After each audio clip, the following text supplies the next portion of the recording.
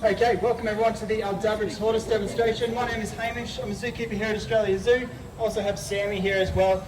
Now we both work in the reptile department, and hopefully today we're going to talk to you about some tortoises, the stars of the show. But as reptile keepers, you know, we often feel a little bit unappreciated. Snakes and lizards really don't want anything to do with us. The crocodiles and alligators probably just consider us a meal that they haven't managed to catch yet. But on the other end of the spectrum of the tortoises, these two guys are the stars of the show today. Now, bringing up the front, we have Goliath, and then behind him, we've got Igloo. And these guys are two male Aldabra giant tortoises, and they are in fact brothers as well. Now, both of these guys are about 180 to 190 kilos. Igloo there, he's 43. So, yes, his birthday was yesterday. So he turned 43 yesterday. His brother Goliath is 1 year older than him. Now these guys are still quite young and have plenty of growing to do. Potentially these guys could get up to around 300 kilos, with the largest ever recorded individual in this species being 305 kilos. And potentially they could live to well over 100 years old, potentially up to 150 or even older. Absolutely incredible animals to work with. Now, these guys are one of two species of giant tortoise on planet Earth, the other one being the Galapagos Island giant tortoise. And we used to have a Galapagos Island giant tortoise here. Now, her name was Harriet. If you do want to read more and see a photo of her, we have a little memorial in the garden over there for her. She passed away in 2006. She was 175 years old when she passed away. And the reason that we know that is because she was actually collected from the wild, from the Galapagos Islands, by Charles Darwin. Now, the Charles Darwin, the guy who came up with the theory of evolution. And then she travelled on a boat with him around the world, lots of different zoological facilities, before coming here to Australia, and then finally coming here to Australia Zoo. And she spent the last 20 years of her life here. Absolutely one of our favourite animals, one of Steve's favourite animals, absolute sweetheart. And without a doubt, it's a really, really interesting species to work with because of those long sort of age spans. It's something that we can't even really comprehend, and it's a species that's never truly been studied from start to finish, mainly because they keep outliving their zookeepers. But it is, without a doubt, a very interesting species to study. Now, it's a very cool thing for us to think about as well, because these guys are doing what they do best, which is eating and entertaining the public.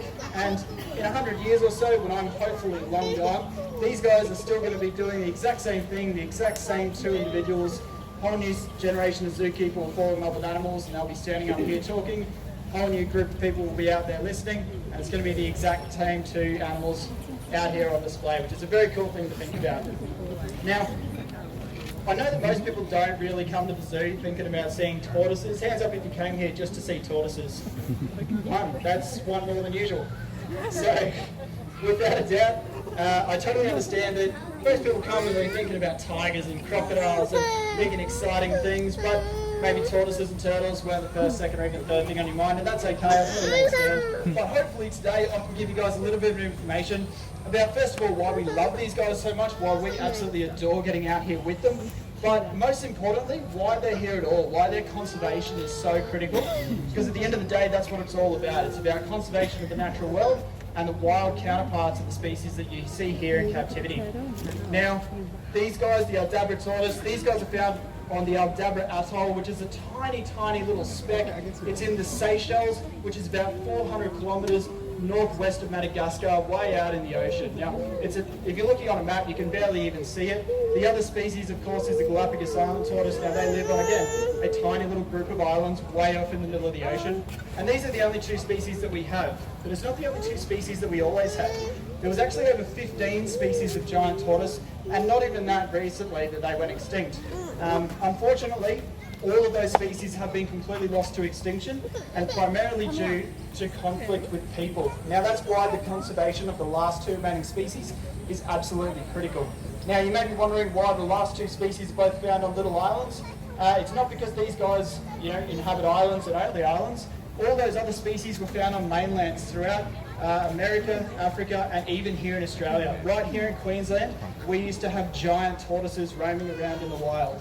The reason that the only two species that we have now are found on tiny little remote islands in the middle of the ocean is because those were the last places that people got to, and it was the last place that these guys could be hunted. So they're essentially protected by that distance. Now, these guys, they're so big, they're so slow, they're very easy to hunt, And unfortunately, that made them the perfect food source for humans living thousands of years ago.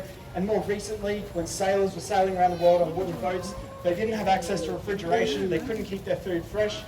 Tortoises being reptiles, they can live for months and months and months without any fresh food and water. And so those sailors would stop off on these islands, pick up a heap of tortoises, literally stack them up on the boat, take them with them on their journey across the sea and eat them as they went. Now, fortunately, the species was protected before they went extinct, but it wasn't sort of done too early. And without a doubt, these guys could have gone extinct if it wasn't for that protection. These guys, though, were an absolute success story because despite being hunted down all the way to was sort of nearly threatened with extinction, there's now about 100,000 of these guys in the wild and about 6,000 in captivity. Without a doubt, these guys are a success story of what conservation work can do. Now, the Galapagos Islands is a similar story, but same as these guys, the environment and the species are both being protected. Now, the other thing that they've been threatened with more recently is the illegal pet trade. We've got another two Aldabra tortoises down on Bindies Island, and hopefully you get down there to see them. We've got a little female coconut. She's very easy to spot because she's about half the size of the boy, because we actually don't know how old he is. And the reason for that is that he was being kept as an illegal pet in someone's backyard, and for that reason we have no records on when he hatched. Therefore, we have no way to tell how old he is. Now, you might be thinking that's pretty strange for one of these guys to be kept as a pet in someone's backyard, and it is illegal to keep non-native reptiles. And without a doubt, these guys are not something you'd consider a pet, but when they hatch out of the egg, they are absolutely cute as a button. They're tiny little golf balls of a tortoise. They look very sweet and cute, and a lot of people would like to keep them as pets, myself included. Without a doubt, if I could take two animals home from the zoo, it'd be two tortoises because I absolutely love them. But I don't plan on living for the next 150 years, and I'm pretty sure the next 7 generations of my family are not going to want to commit to the same pet as I do. So therefore, they just don't make ideal pets. Better off sticking to, birds and cats and dogs and things like that. Now, in the wild, these guys are found on that little island. It's absolutely tropical paradise. It's beautiful. And at this time of year, it's very, very hot and it's very wet. And in the wild, they'll be doing exactly what you guys saw them doing when you arrived, which is sitting in the mud, trying to cool off and just basically enjoying that nice cool water. It looks a bit gross for us, but to them, that's a 5-star resort. Now, these guys in the wild, they will congregate in really, really large groups during the hot, rainy season. During the off season, they basically just hang out on their own, they do their own thing. But during the rainy season is when they breed, and that's why they congregate in these large groups.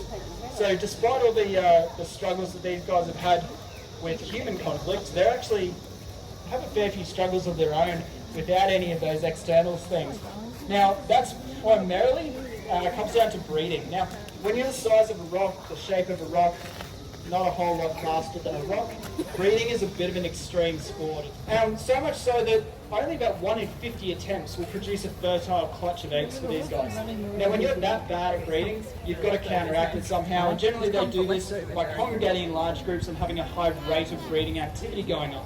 Now, in the wild, you get lots of males and lots of females all sort of congregating together. The males can compete, the females can be a bit selective, and hopefully that will allow them to produce enough fertile eggs and have enough juvenile tortoises to continue the next generation. Now, when people moved into the natural habitats of these guys, one of the first things that we did was set up fences because of our need for agriculture. Now, when you need to move long distances in order to breed, fences pretty much put a handbrake on you being able to move and congregate in those large numbers, and it really, really slows down the ability for these guys to congregate and breed. But the reason I bring up fences is because it's such a good example of how easy it can be for us to make subtle changes to what we do that makes an absolute world of difference to the native animals that live there. And in their native habitats, they've just started building fences a little bit higher, and it allows the tortoises to walk straight underneath. Barely any effort from us, but it's made an absolute world of difference for this species. Now, you can actually tell the difference between the males and females in this species really, really easily. Not only at full grown are they quite different sizes, the females are much smaller, but if you have a look at their shell, these guys are both males and they've got these big sort of pyramid-shaped cones on their shells. Both of these guys do, and that's about that breeding risk of rolling off. The female's shell, hers is nice and smooth and flat. She doesn't have those big cones. And if you were to ever look underneath the tortoise, I don't suggest it, they're very heavy, but if you do ever get stuck underneath one, make sure you have a look. And the bellies of these males actually curve up inside them. And what that allows them to do is for the male and female shell to lock together and hopefully reduce the risk of him rolling off. But if he does, worst case scenario, those little sort of pyramid shapes on his back are going to allow him to rock back onto one side or the other. Now, these guys are, like I said, they're not enormous, but they are quite a large animal. But believe it or not, the largest ever recorded weight of a captive giant tortoise was 417 kilos. And when I mentioned those other giant tortoises that were living on the mainlands, they were actually the true giants. These guys are just the little cousins. They were potentially getting to twice the weight of these island giant tortoises. Now, that shell, while it is a good way of telling the males and the females apart, it is actually probably one of the best, one of the coolest things about these guys that I can tell you. Now, does anyone know the difference between a turtle and a tortoise? Because without a doubt, I always hear people coming over and saying, oh, look at the turtles. But there is quite a significant difference between these guys. Any ideas? Turtles small, tortoise is big. There's some pretty big turtles as well, though, but it is a good option. Yeah. Turtles have flat shells. They do. They absolutely do have flat shells. Why do you reckon that is? Where do they live, maybe? In the water. Absolutely, that's correct. In the water. Now, the turtles, they live in the water. You've got your freshwater turtles, which you've got your webbed feet. You've got your sea turtles, which you've got your big fins and flippers. They've also got very sleek, beautiful shells. These guys have got these big round shells. They don't look too streamlined at all. But what do you reckon? If these guys did get in the water, do you reckon they'd be pretty good swimmers? Do you reckon they'd sink like a rock? What do you reckon? Most people would say that this big guy at nearly 200 kilos would sink like a rock. But believe it or not, these guys actually float like a cork. Now these guys, yes, they are found on tiny little islands out in the middle of the ocean. The way that they colonize these islands is by literally getting washed off the beach and then hopefully, fingers crossed, getting pushed onto a landmass by a swell or a current. And enough tortoises did this for long enough to create entirely new species living on islands. So these guys, if they happen to be washed off into the beach, basically they will float at around here with their heads popping up, and they will basically just float around the ocean for several months and hopefully end up somewhere good. Now these guys got lucky, but I can only imagine what it would have been like for a sailor sailing around the ocean. Suddenly you see a tortoise floating on past. Would have been a very weird sight. But despite that shell being not the best for swimming, it does float, it is quite cool. But this shell has actually got a lot of different very cool traits that make these guys really, really capable survivors. Tortoises can pretty much be found in any environment you can think of, whether it's a rainforest or a jungle, tropical islands, barren deserts. You can find tortoises just about anywhere. Now that shell, it's about, for these guy's size, it's about 5 or 6 centimeters thick. It's made of bone. It's essentially an extension of their rib cage, and then their entire skeleton is fused to the inside.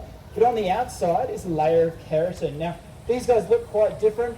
You can see Goliath over there is sort of a reddish brown, and he's got a very textured shell. Igloo in front of me has got a smooth grey shell.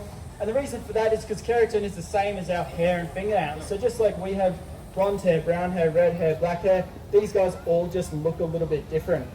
Now, inside that keratin is actually a fully working circulatory system and nerve endings. So not only does this shell grow and heal with them, but it also feels. So they can actually feel everything through that shell, and it's so sensitive, in fact, that even a little crab or a bird walking around, they can feel that. And there's a reason for this. So you can see that he's standing very, very still, letting me give him a good shoulder massage right now. And it's not because we've taught him this in captivity. It's not something that they do just for us. This is replicating a natural behavior that these guys have in the wild, which is they've developed relationships with crabs and birds so that these guys can basically get it clean. There's lots of annoying little ticks and insects, and these guys don't have thumbs or fingers. They're not very good at cleaning themselves. So what they'll do is the crabs and birds will run up on that shell, basically sort of, hey mate, I'm here to give you a clean. And these guys will stand up, expose all that soft skin around their shoulders and legs, and those crabs and birds will run on up and give them a feed, give them a clean. Now, we don't have any of the ticks and parasites in here, so they're very, very lucky. We also don't have any of the birds, but what we can do is replicate their natural behaviour by us giving them a bit of a shoulder massage. They absolutely love it, but probably the happiest you'll ever see a tortoise is when we walk in here in the morning with the big rakes to give the enclosure a clean, and these guys see us walking in with giant back scratches. They absolutely love it. Now in the wild, these guys are also what we would call opportunistic herbivores. Now, you might see there's a few mulberry leaves here at the front. We give them sort of hibiscus leaves, hibiscus flowers. We've got a few carrots and sweet potatoes as treats for them today. And basically these guys they're opportunistic herbivore, let's have a look at that. Opportunistic, they will eat literally anything that they can catch. But that's pretty much just plants. They're not very fast, but if they did happen to find a sleeping lizard or a dead fish on the beach, they'd have a go at that as well. And they do that with a serrated beak, and it allows them to crunch straight through carrots and sweet potatoes quite easily. Now what that serrated beak doesn't allow them to do though, is create suction for drinking water. So these guys have evolved a little bit of a different method, which is to actually stick their face down in the water and then suck the water straight up through their nostrils like two little straws. Sounds really uncomfortable for us, but it works very well for them. Now these guys have evolved in a volcanic area as well, so if you see, we've got a sign and a really great photo just over there. They have quite watery eyes. It's not because they're sad or they're upset, they're quite well looked after here, but because of that volcanic ash in the air, they've evolved to have those watery eyes to constantly flush them out. It means though that they don't have the best vision, and while that doesn't really bother them because they've got a great sense of smell, reasonably good eyesight, and even a good sense of hearing, it does provide a lot of entertainment for us because one of the favourite foods of these guys is hibiscus flowers, so every now and again we'll have a bloke walk past in a Hawaiian shirt and suddenly all the tortoises' heads go up and wonder why their lunch is walking away so fast.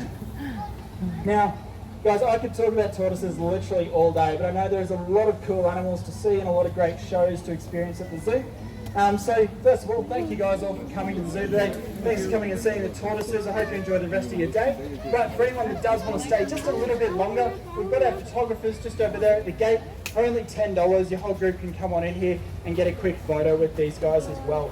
But for everyone else that's ready to go and see some other great things, thank you so much for coming and enjoy your day at the zoo.